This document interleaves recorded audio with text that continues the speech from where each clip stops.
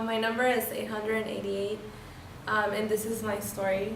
I I came here. I came to the United States when I was about 8 years old.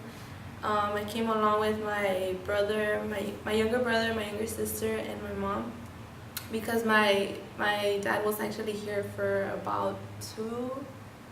Well, he came for 2 years and then went and then came back, and he finally decided to bring us along and provide a better future for us.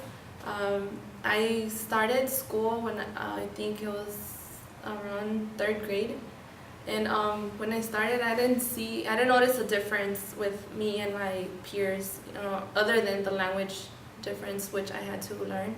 Um, it was difficult at first, because they are like, kids are mean, like we all know that kids are mean.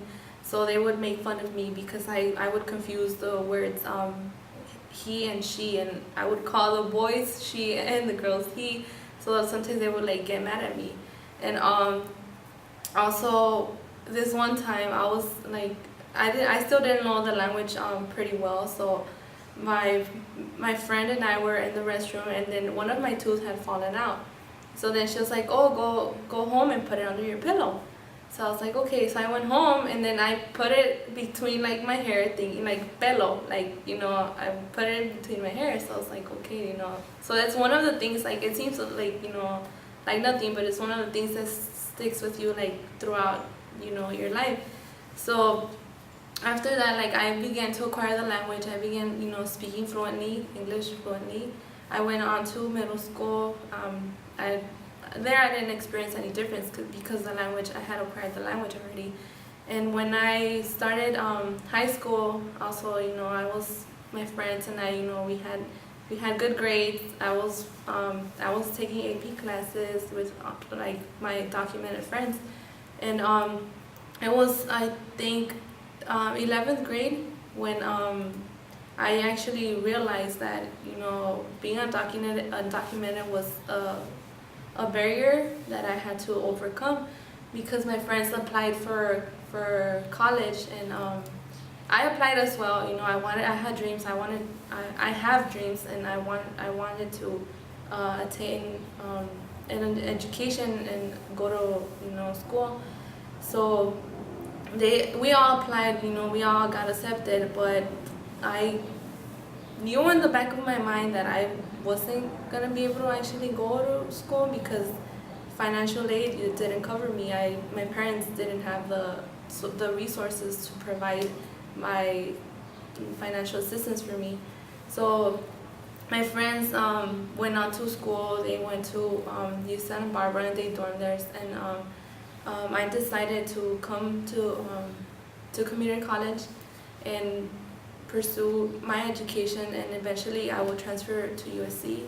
Um, my career plans are to, I want to be an English major, and I want to go into journalism as well, because I think the power of language is very, very powerful.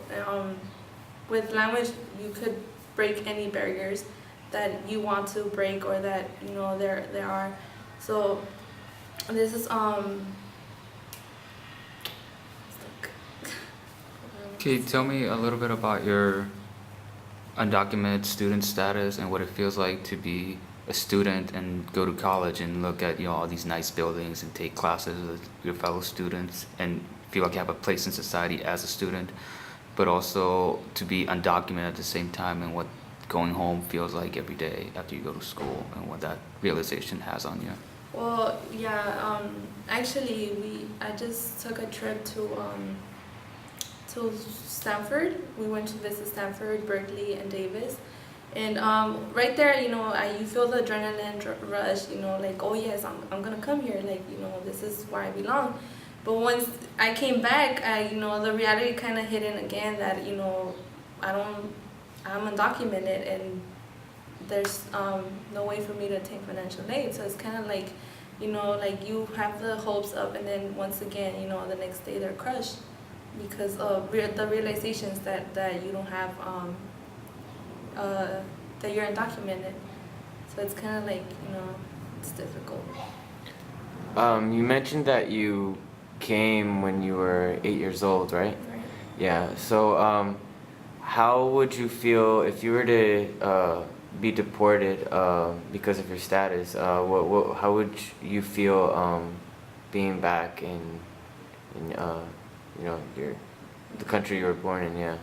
Well, I know for a fact that I would adapt back to, because I came here, I adapted, I learned the language. The only thing is that I feel like this is my home. Like, I grew up here. I've created my home here, my family. I love my family, my friends. They're all here. So going back would be, kind of like it'll feel weird because the language, I know the language, but I don't speak it fluently like I used to when I first came. So it'd be kind of a whole process, trying to adapt again.